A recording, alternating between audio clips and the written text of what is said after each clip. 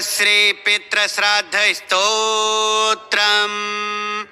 पितृभ्यो नमस्तुभ्यं सर्वलोकपितामह।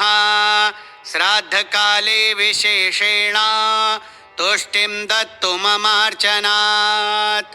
यज्ञदान तपः कर्म श्रद्धया यत्पुरा कृतं तेन पुण्येन पितॄणां तर्पणं भवतु ध्रुवम्।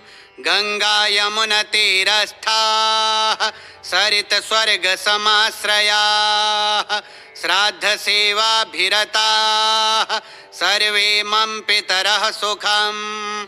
यत्र यत्र स्थिताः पितर्योगिनः पुण्यकर्मकाः तत्र तत्र मदीयं श्राद्धं प्राप्नुयात् सर्वतोषणम्। ऋष्यादि पितृदेवानां यथाशक्ति नमोऽस्तु ते।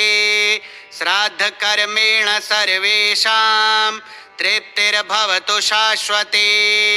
अन्नज्येष्ठं तु दत्तं यत् पिण्डः सुसमलङ्कृतं तेन पितृगणाः सर्वे तृप्तिं यान्तु निरामया। गन्धपुष्पाक्षतानां च धूपदीपनिवेदनं श्रद्धया यत्कृतं सर्वं पितृभ्यः प्रीयतां सदा। स्वधा शब्दो नमो ब्रह्मन् स्वधा नामैव देवताः। स्वधया पितरः सर्वे तृप्तिमायान्तु शाश्वतीम्। श्राद्धं पवित्रकर्मेयं पितृलोकस्य साधनम्। तेन मे पितरः सर्वे यान्तु दिव्यपदं ध्रुवम्।